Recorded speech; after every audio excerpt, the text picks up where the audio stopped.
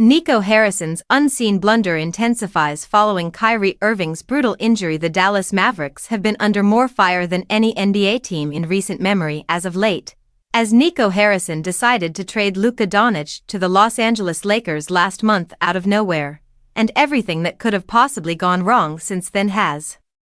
From Anthony Davis getting injured in his Mavericks debut to Kyrie Irving tearing his ACL on Monday night to one of the assistant coaches getting arrested, Dallas has been through one of the toughest stretches in team history in just 1 month. Irving's brutal injury was the final nail in the coffin when it comes to optimism about the team getting healthy this season and making a deep playoff run, as there is no reason to bring back Davis, Derek Lively II, or Daniel Gafford.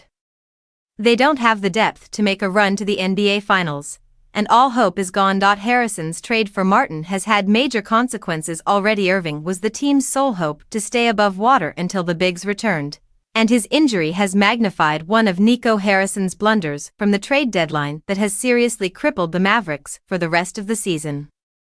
While Harrison's decision to trade Doncic was his biggest mistake from the trade deadline, another move has flown heavily under the radar that must be discussed. Harrison's decision to trade Quentin Grimes for Caleb Martin was a questionable move to begin with, considering how the Mavericks needed more shot creation after trading Doncic.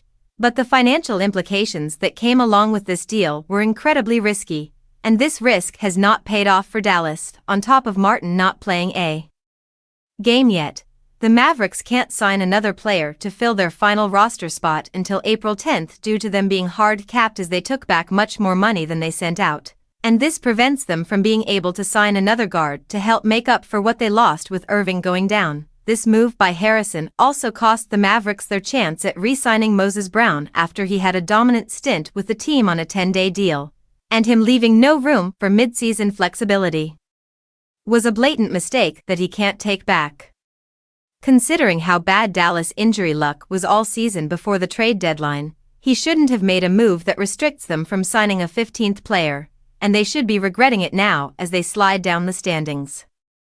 His clear trade deadline mistakes have piled on top of each other, and the Mavericks couldn't be in a worse position. They're not set up for the future or right now, and all of this could have been prevented by not trading Doncic at the trade deadline.